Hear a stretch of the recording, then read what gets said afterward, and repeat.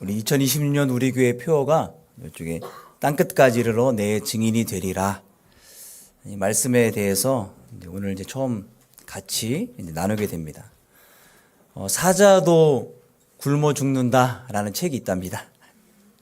이 책에 사자가 어떻게 먹잇감을 사냥하는지에 대해서 자세히 이제 관찰을 했는데, 초원의 제왕인 사자도 먹잇감을 구하는데 최선을 다한답니다. 총 5가지에 걸쳐 준비를 하는데, 첫 번째, 일단 관찰합니다. 오늘은 어떤 먹잇감을 구할까 대상을 정하는 거예요. 얼룩말을 정하든지 영양을 정하든지.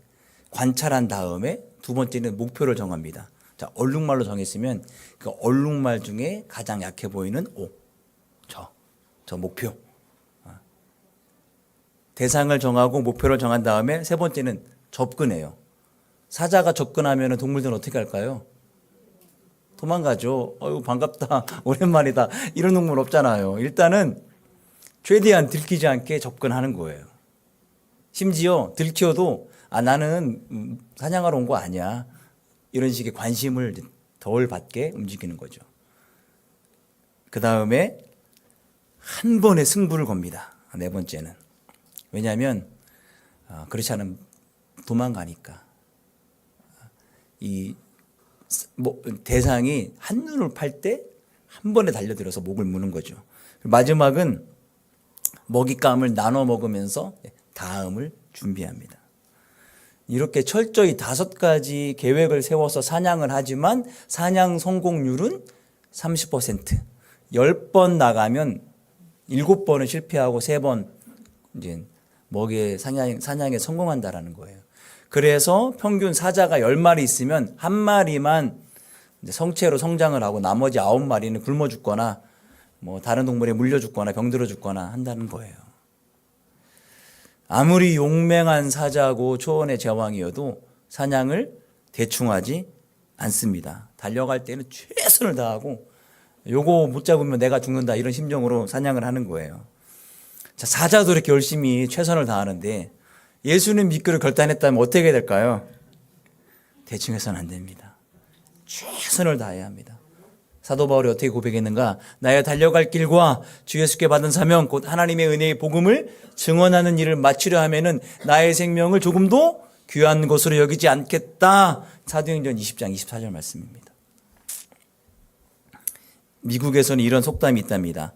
차선은 최선의 가장 큰 적이다. 내가 뭔가 열심히 하는데 안 되면 네가 선택하면 되지, 이러면 안 된다는 거예요. 나에게 기회가 왔을 때 최선을 다해야 된다라는 거죠. 예수님은 내 아버지께서 일하니까 나도 일한다, 이렇게 말씀하셨거든요. 우리도 예수님께 말씀하시니까 일하는 거예요. 지금 어떤 얘기냐? 어떤 경우에든지 최선을 다하자. 별거 아니지만 신앙생활도 마찬가지입니다. 우리라기보다는 사람들이 무엇이 갖추어지면 인생이 잘 될 거라 생각할까요? 예. 여러분 생각하는 거 있잖아요. 돈, 인맥, 또 환경. 내가 부자 아빠 밑에만 살았어도 이렇게 안 살았을 텐데, 내 개인적인 능력, 내가 키가 한 10cm만 더 컸어도 훨씬 잘 나갔을 텐데, 이렇게 생각 많이 합니다. 교회도 마찬가지예요. 좋은 프로그램 있으면, 좋은 리더가 있으면, 체계적인 시스템이 있으면, 사람이 많아지면, 재정이 넉넉하면 이렇게 이제 생각한단 말이에요. 근데 예수님은 교회가 시작될 때 단 한 가지 조건을 제시합니다. 뭐냐? 오직 성령이 너에게 임하시면. 오직 성령이 너에게 임하시면.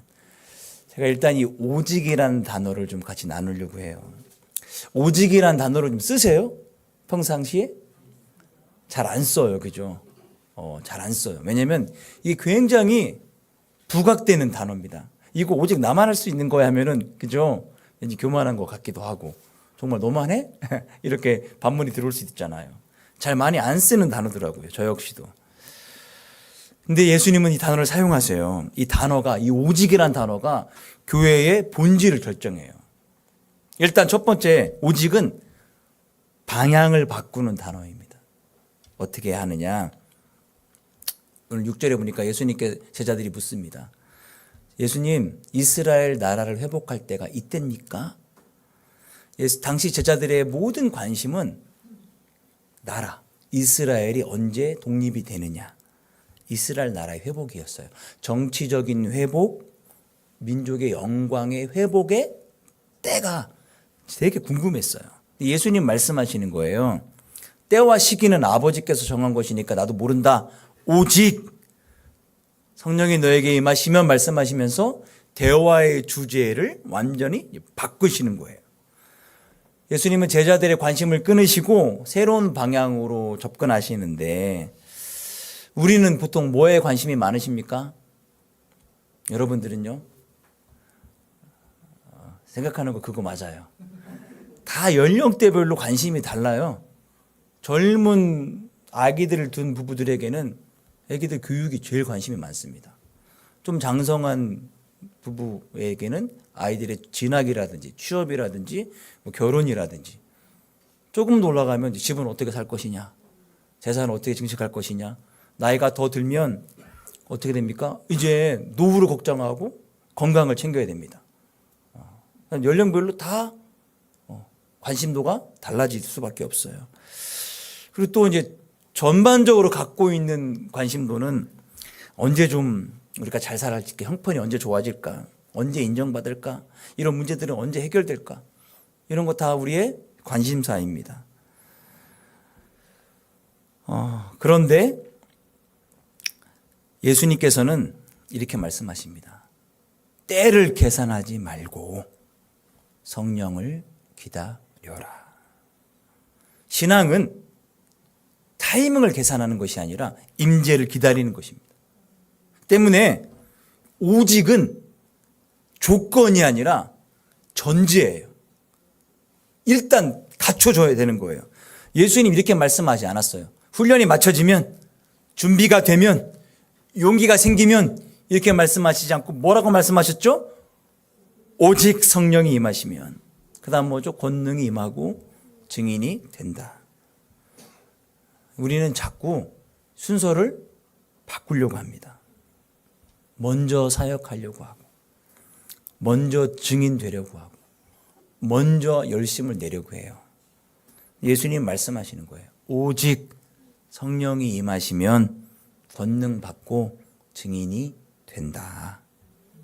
왜냐하면 능력 없는 사명은 부담입니다. 성령 없는 사역은 금방 소진이 돼요. 임재 없는 헌신은 오래가지 못합니다. 일단 오직은 방향을 바꾸는 단어라고 말씀드렸어요. 두 번째 오직은 인간적인 기대를 내려놓게 만드는 말씀이에요. 제자들은 진짜 왕국, 메시아 왕국을 기대했어요. 예수님은 로마를 무너뜨리지 않았거든요. 로마의 식민지 안에 있었으니까. 대신에 제자들을 어디로 보냈느냐? 다락방으로 보냅니다. 그래서 거기서 뭐 하게 했죠? 기도하게 하셨어요. 왜 그랬을까? 하나님 나라는 세상적인 방식으로 확산되는 것이 아니라 성령의 능력, 성령의 방식으로 확장되는 나라였기 때문에 그렇습니다. 우리가 종종 이렇게 기도해요. 주님 제발 제 환경 좀 바꿔주세요. 주님 상황 좀 바꿔주세요. 사람 좀 바꿔주세요. 그런데 하나님께서 이렇게 묻는 거예요. 너 성령이 충만하니? 문제가 해결되기 전에, 사람이 바뀌어지기 전에, 환경이 바뀌어지기 전에 성령이 나에게 임하면 관점이 달라지는 거예요. 관점이. 그러니까 오직은 능력의 근원을 바꾸는 거예요. 너희가 오직 성령이 너에게 임하시면 너희가 권능을 받고, 이 권능이 헬라어로 두나미스인데 다이나마이터의 어원입니다. 폭발력 있는 능력. 카리스마가 아니에요. 학벌도 아니에요. 조직력도 아니에요. 말재주도 아니에요. 오직 성령님으로부터 오는 능력입니다. 어떻게 알 수 있느냐? 베드로를 보세요. 베드로가 다구길 전 몇 번 부인했죠? 예수님 3번이나 부인해요. 저주해요. 그 예수님의 저주, 예수님을 저주했던 그 세 번의 부인을 촉발했던 사람이 누구냐면은 작은 여종이에요. 아저씨 봐라. 예수님 제자 맞잖아요. 나 아니야. 뜨끔했을 거예요. 그런데 그가 성령이 임하자 어떻게 바뀌었느냐? 담대하게 예수님 전합니다. 십자가 외칩니다. 3,000명이 회개해요. 3,000명이. 베드로가 바뀐 게 아닙니다. 뭐가 바뀌었느냐? 능력의 근원이 달라진 거예요. 그 전에는 베드로가 자기 힘을 믿었겠죠. 그러나 성령 받고는 성령님을 의지한 게 된 거예요. 자, 오직은 방향을 바꾸고 오직은 인간적인 기대를 내려놓게 하는 말입니다. 세 번째는 오직은 기다림을 요구해요. 예수님은 곧바로 나가서 복음 전하지 않으셨어요. 어떻게 하셨느냐? 예루살렘을 떠나지 말고 아버지의 약속을 기다려라. 기다려라. 우리 집에 강아지 키우는 분들은 기다려 많이 기다려. 기다려. 기다려라고 해놓고서는 기다리면 반드시 뭘 해야 되죠? 보상을 줘야 됩니다. 간식 줘야 돼요. 안 그러면은 한두 번 속곤이 안 속아요. 강아지도 지혜가 있으니까. 기다림은 믿음의 행동이에요. 기다리면 반드시 내게 임할 것이라는 믿음이 있으니까 기다릴 수 있었던 거예요. 자, 우리는 빨리 움직이고 싶습니다. 저처럼 이제 목적 중심인 사람들은 성격이 굉장히 급해요. 뭐라도 하고 싶은 거야. 가만히 아무것도 안 하고 있으면 이상해. 안 하는 것도 하는 거잖아. 그렇게 얘기할 수도 있겠지만 안 하는 게 뭐가 하는 거야. 그 성령의 역사는 절대 조급함 위에 세워지지 않는다는 거예요. 마가의 다락방에서 열흘 동안 기도했는데 여러분 어떤 심정이었을까요? 여러분이 이제 그 상황이라고 생각을 좀 해보세요. 기도하긴 하는데 야, 뭐 일어나긴 일어나? 뭐 느낌이 와? 될까? 하루가 지났는데 이틀이 지났는데 이러다가 들이닥치면 다 잡혀가는 거 아니야? 걱정되는 거 누구라도 좀 피해 있으면 되는 거 아니야? 뭐 온갖 생각이 다 들지 않았을까요? 그런 의심 생기지 않았을까요? 두려움 있지 않았을까요? 그런데 그들은 끝내 움직이지 않습니다. 오직 성령이 임하시면이라는 예수님의 말씀이 있었기 때문에 교회는 이런 기다림 위에 세워지게 된 거예요. 우리는 무엇을 조건으로 살아갑니까? 사람이 많으면, 헌금이 늘면, 환경이 안정되어지면 주님은 오늘도 말씀하십니다. 오직 성령이 너에게 임하면. 교회만이 아니라 가정도 마찬가지예요. 회사도 마찬가지예요. 부부관계에서도 자녀관계에서도 직장 문제도 성령이 임하면 관점이 달라지는 거예요. 성령이 임하면 내가 의지하는 내 힘의 원천의 대상이 달라지는 거예요. 교회도 마찬가지죠. 전략 이전에, 회의 이전에, 기획 이전에 성령 충만이 먼저입니다. 초대교회 건물이 없었어요. 이제 마가의 다락방에서 시작이 됐지만 건물을 임차했다 이런 기억이 없어요. 제도도 없었어요. 재정도 넉넉하지 않았겠죠. 근데 그들에게 있었던 한 가지 뭐죠? 오직 성령. 그래서 그들이 의지했던 성령으로 말미암아 복음이 예루살렘 온 유대 사마리아 땅끝까지 퍼져나갔던 것입니다. 우리가 붙들어야 할 단어 성공, 안정, 타이밍 아니에요. 뭐죠? 오직 성령. 오직 성령. 이 단어가 우리 교회도 살리고 여러분도 살리고 가정도 살릴 줄 믿습니다. 오직 성령이 되면, 성령 충만하면 결국은 뭐가 됩니까? 증인이 되는데 사람은 누구나 증인되어 살아갑니다. 성공의 증인, 돈의 증인, 자기 철학의 증인, 세상의 가치관 등등. 내가 말로 하지 않아도 내 삶의 방향과 선택이 이미 그걸 증거해요. 어떤 사람이 얘기합니다. 나는 청렴하고 청빈하게 사는 걸 좋아해. 내 돈을 움켜쥐고 있어. 그러면 그 사람은 삶으로 행동으로 보여주는 거예요. 저 사람은 돈을 좋아하는구나 이렇게. 오늘 본문에 예수님 분명히 말씀하십니다. 내 증인이 되라. 이 말씀은요 부활하신 주님께서 승천 직전에 유언과도 같이 남기신 말씀이십니다. 가장 중요한 말이에요. 근데 단순한 전도 지침이 아니에요. 이것도 마찬가지로 교회의 정체성을 규정합니다. 우리가 이 말씀의 배경 속에서 도대체 어떤 증인이 되어야 되는가 4가지 한번 알아보겠습니다. 아까도 그렇게 6절에 보니까 예수님, 이스라엘 나라를 회복할 때가 이때입니까? 라고 제자들이 묻습니다. 예수님과 제자들에게 어떤 일이 있었느냐. 예수님 십자가에서 죽으셨잖아요. 그러니까 예수님이 왕이 되면 뭔가 한 자리 얻으려고 했던 제자들의 계획들은 다 물거품이 됐어요. 제자들 두려워서 다 도망갔죠. 왜냐하면 예수님이 돌아가셨는데 자기들 가만히 둘 이유가 없잖아요. 그죠? 그러나 부활을 경험했습니다. 그리고 나서 예수님은 부활하신 제자들에게 40일간 남으셔서 뭘 하셨는가 말씀 보겠습니다. 그가 고난받으신 후에 40일 동안 그들에게 보이시며 하나님 나라의 일을 말씀하시니라. 40일간 뭐 하셨죠? 하나님 나라의 일을 말씀하셨어요. 하나님 나라를 제자들에게 다시 가르쳐 주셨어요. 그럼에도 불구하고 제자들의 관심은 이스라엘 나라의 회복이었어요. 언제 회복됩니까? 언제 로마가 망합니까? 우리가 언제 영광을 회복합니까? 이때 예수님 아까 오직이란 단어를 통해 방향을 바꾸시잖아요. 예수님의 나라는, 예수님의 관심은 나라가 아니라, 권력이 아니라, 타이밍이 아니라 증인의 관심이 있었어요. 신앙은 시대를 계산하는 것이 아니라 주님을 증거하는 거예요. 뭘 증거할 것이냐? 첫 번째, 우리는 복음의 증인이 되어야 합니다. 복음의 증인, 즉 전도를 말하는 거예요. 예루살렘과 온 유대와 사마리아와 땅끝까지로 내 증인이 되리라. 이게 단순히 지리적인 나열이 아니에요. 예루살렘, 나의 가장 가까운 곳, 유대, 내가 친근한 문화, 사마리아, 내가 힘들고 꺼려하고 나를 거부하는 곳, 불편한 곳, 땅끝, 완전히 다른 세계.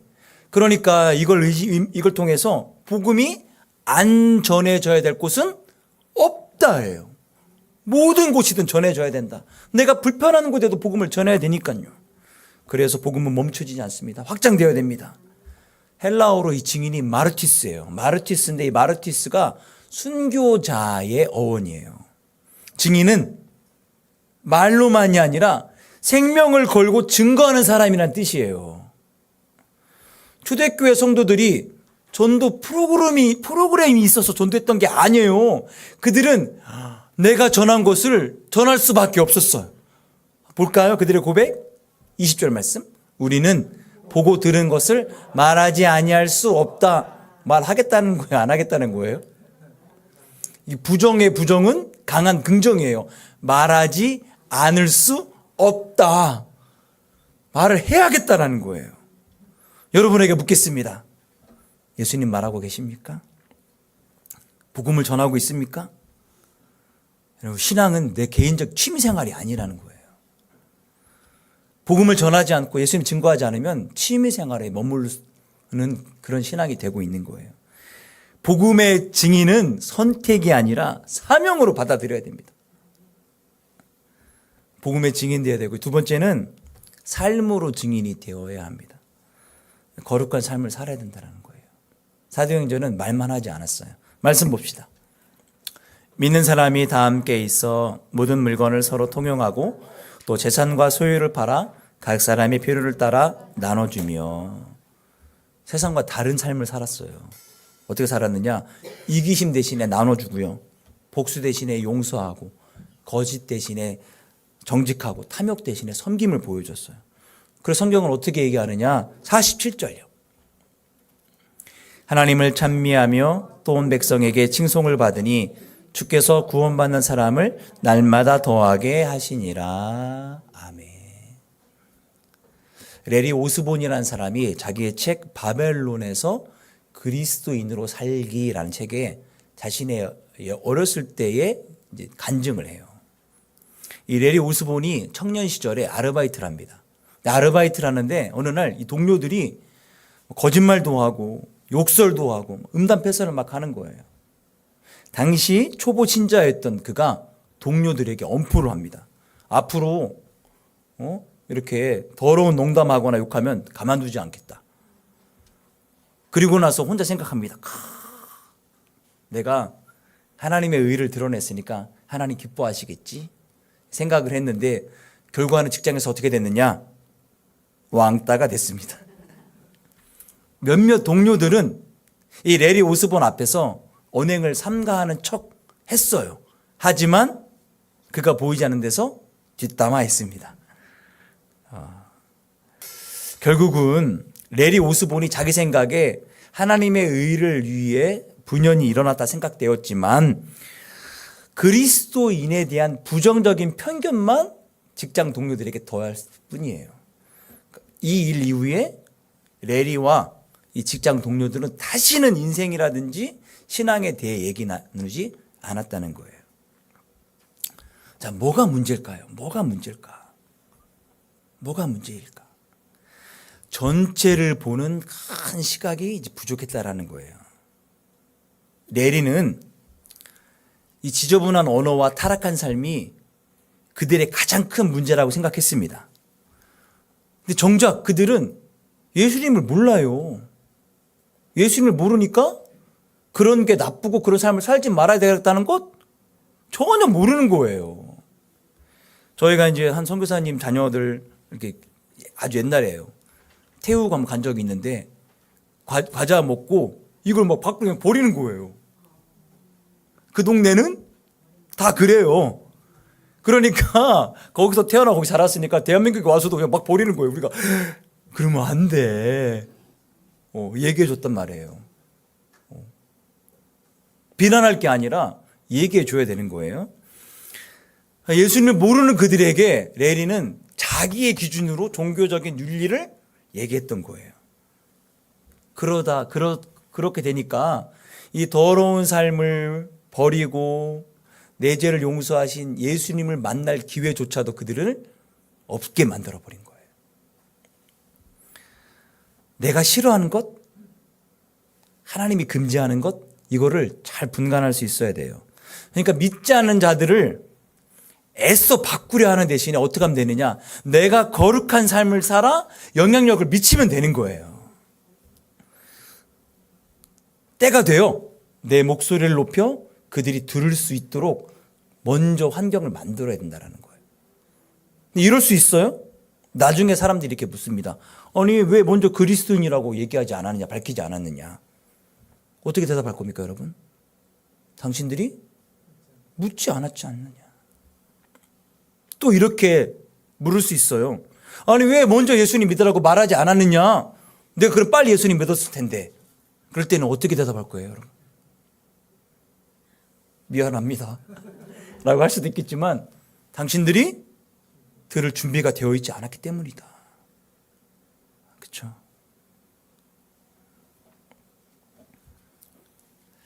세상 사람들, 교회 다니지 않은 사람들은 이 설교를 들을 수 있을까요? 없을까요? 못 들어요. 안 들어요. 이 자리에 초청해서 왔다 하더라도 집중하게 듣기 어렵단 말이에요.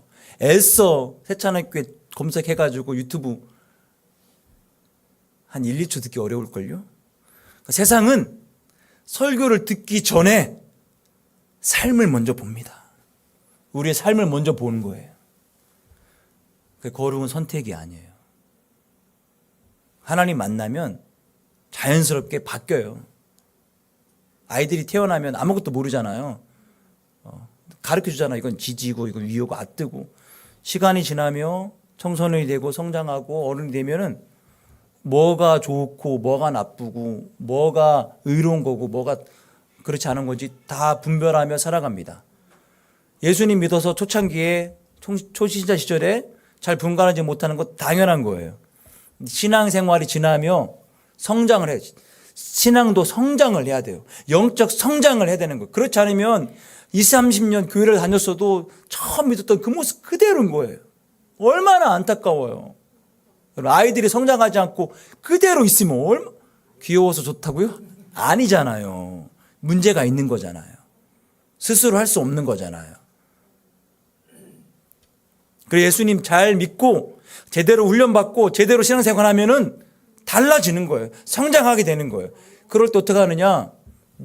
또 다른 연약한 사람들을 도울 수 있는 거예요. 신앙생활은 이렇게 하는 것이다. 그래서 제가 이제 교회 처음 왔던 분들이 자신의 얘기들 하는 거예요. 교회 와보니 권사님들이 계신데 이런 생각을 했다라는 거예요. 저분들은 살림을 제대로 하고 계신가? 맨날 교회에 와 있는 것 같아. 실질적으로 교회 많이 오세요. 새벽에도 오시고 틈날 때 오시고 와서 음식도 준비하시고 구역 예배 드리고 수요 예배 드리고 금요기도 하시고 주일 오전 예배 오후 예배 다 드리고 살림은 언제 하냐?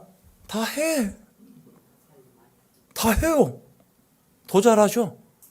내가 예배 다니기 위해서 다른 시간에 최선을 다해 하고 나머지 시간 오는데 아무도 말 못하는 거예요. 근데 반대로 그렇지 않은 분들도 가끔 봤습니다. 아, 저번에 갔더니 세탁기가 거실에 나와 있고 엉망진창인 거예요. 교회에서는 이렇게 좋은 분이신 줄 알았는데 집에 가니까 뭐 엉망진창인 거예요. 그러니까 가족들이 아무도 그분을 인정하지 않아요. 그분을 인정하지 않아요. 그러니까 교회 다니 너나 잘하세요. 이렇게 나오는 거예요. 직장에서의 정직, 가정에서의 인내, 은밀한 영역에서 그리스도인 살아가는 것 필요합니다. 우리 삶이 복음을 부정하면 우리의 말은 당연히 힘을 잃어요. 그 얘기했잖아요. 너나 잘하세요. 이 얘기 듣는다고요. 우리가 교회 안에서만 주일만 신자가 아니라 삶의 현장에서도 증인이 되어야 된다는 거예요. 우리는 복음의 증인이어야 되고 삶으로 증인되어야 되고 세 번째로 예배의 증인되어야 합니다.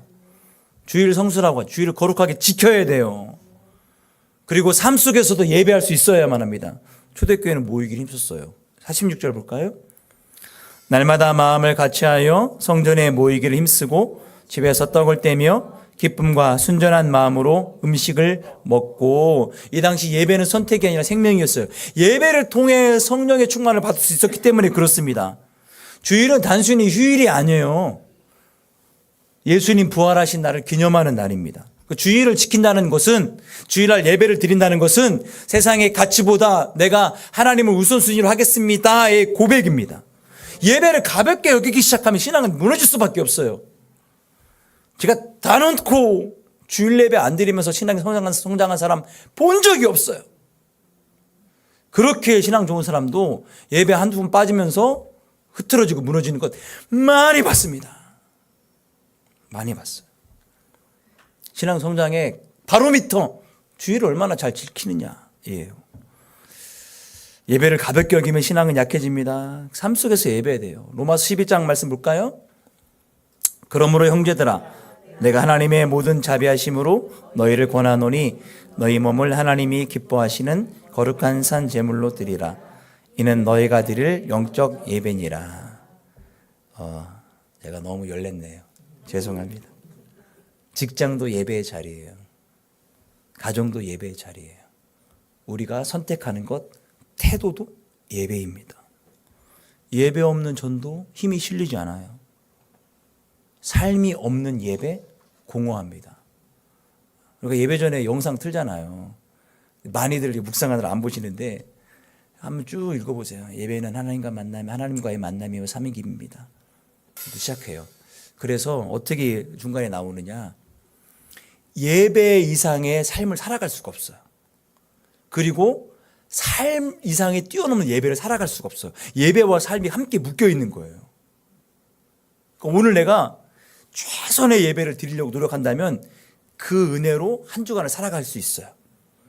이제 한 주간 엉망진창으로 살아간 다음에 능력 있는 예배를 드린다? 이건 불가능해요.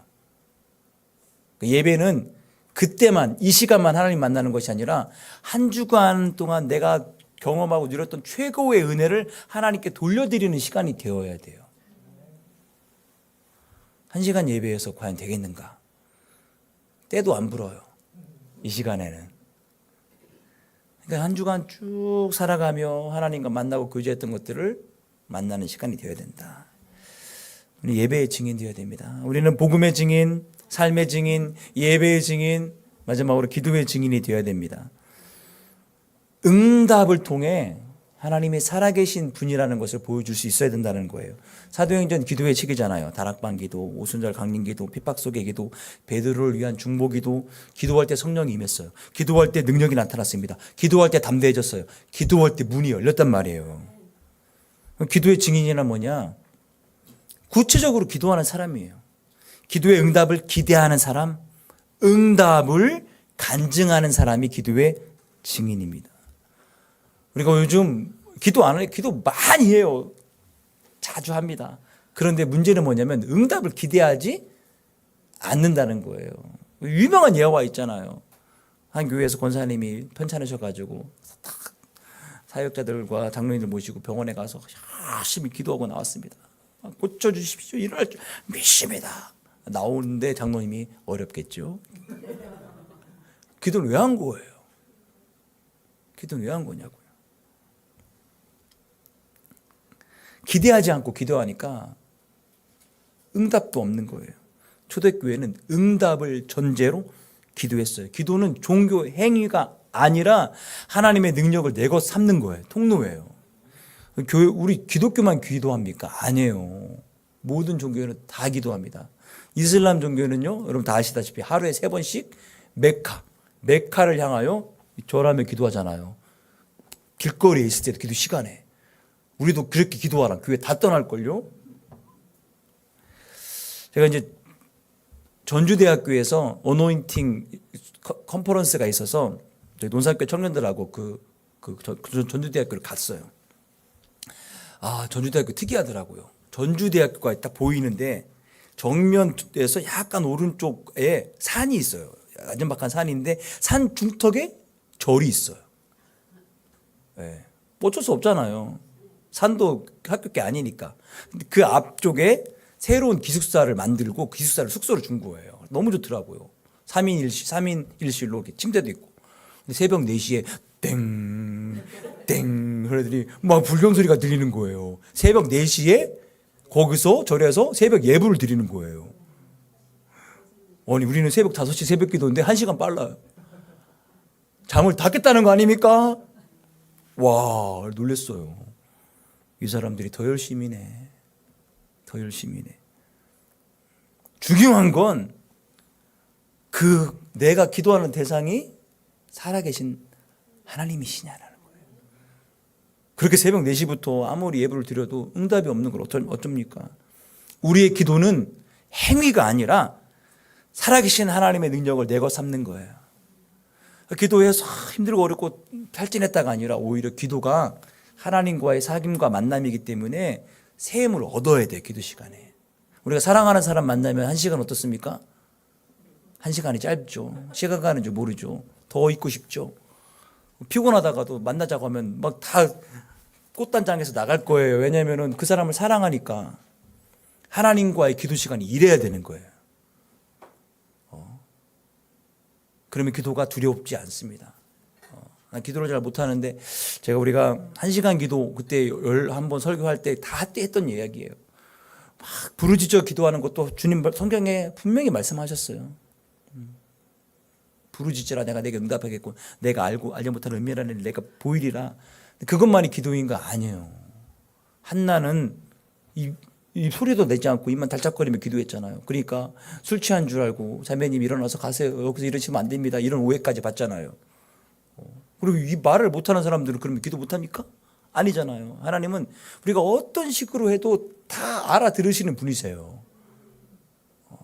그러니까 하나님 앞에 그 시간 동안에 아무것도 하지 않고 그냥 하나님 어떡합니까 하고 있어도 하나님이 기도를 들으시는 거예요. 내 삶에서 찾아오시는 거예요. 기도는 이렇게 다양하고 많이 열려 있어요. 그런데 왜 소리를 내 기도하게 하느냐? 집중하기 위해서 그래요. 여러분 다 해보셨잖아요. 기도하려고 하면 가스불을 잠갔나 안 잠갔나? 친구가 그때 만나자고 했던 것 같은데 어떡하지? 온갖 생각이 막 다 듭니다. 저도 그런데 그렇죠. 그래서 집중하기 위해 소리 내어 기도할 때 집중이 잘 되는 거죠. 이 4가지 뭡니까? 복음의 증인, 삶의 증인, 예배의 증인, 기도의 증인 이거 분리되지 않아요. 기도 없는 전도 열매가 약합니다. 예배 없는 삶은 방향을 잃어버려요. 거룩 없는 복음은 설득력을 잃습니다. 전도 없는 신앙은 자기 만족으로 먹을 수밖에 없어요. 성령이 임하면 전도도 하고 삶도 되고 삶도 변하고 예배도 되고 기도도 응답됩니다. 예수님 말씀하시는 거예요. 그래서 내 증인이 되라. 누구의 증인이 되라고요? 나의 증인이다. 예수님의 증인이 되라. 교회의 증인이 아니, 교단의 증인이 아니라 내가 이렇게 잘했다 내 의의 증인이 아니라 예수님의 증인 되라는 거예요. 증인은 직분이 아니라 정체성이에요. 직분은 뭐냐? 이제 은퇴되면은 그 직분이 또 떠나가잖아요. 그러면은 그 직분대로 행해야 될 모든 책임이라든가 의미가 사라지는 게 바로 직분이에요. 근데 정체성은 어떤 상황과 환경에도 사라지지 않는 게 정체성이에요. 제가 이제 유튜브 봤는데 미국 공항에서 있었던 일인 것 같아요. 엄마가 아이를 데리고 가는데 시간이 촉박한 거예요. 그때 한 군인이 아기를 들고 뜁니다, 같이. 그리고 와서 게이트에서 들어가는데 이 군인이 마지막 하는 행동이 뭐냐? 그 댓글이 달리는 거예요. 분명히 한국인일 것이다. 한국인일 것이다. 미국 군인은 절대 이렇게 인사하지 않는다. 미국 공항이고 군복도 미국인데 한국인의 정체성을 갖고 있는 거예요. 좀 드라마, 영국을 배경으로 만드는 드라마인데 거기서 여주인공이 잠깐 산책하는 도중에 이렇게 행동을 합니다. 이게 무슨 박수게요? 약수터 박수.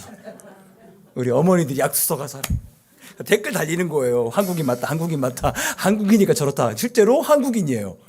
호주에서 공부하고 약간 혼혈인 것 같긴 한데 한국인의 정체성. 어떠한 상황과 환경에도 김치 좋아하고 예의 바르고 빠르고 서두르고 한국인 정체성. 서두르잖아요. 그죠? 시간 잘 지키고, 그죠? 뭐 공항 가려고 하는 이미 줄 서 있고, 밥 나오기 전에 다 이거 내려놓고서는 메뉴까지 준비하고 있잖아요. 그죠? 왜 불편하면 안 되니까. 이런 거 있잖아요. 정체성이에요. 이게. 상황과 환경 다 떠나서 잃어버리지 않는 것. 전도는, 증인은 직분이 아니라 우리의 정체성이어야 된다는 거예요.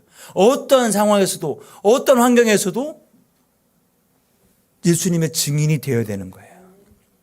사도행전은 28장으로 끝납니다. 그런데 복음을 전하는 그 행동, 그 일은 지금도 계속 되어야 됩니다. 사도행전은 우리 시대에 우리의 일로 기록되어야 됩니다. 여러분 복음의 증인 되십시오. 삶의 증인 되십시오. 예배의 증인 되십시오. 기도의 증인 되십시오. 오직 성령이 임하면 그렇게 할 수 있습니다. 아멘. 찬양하고 기도합시다.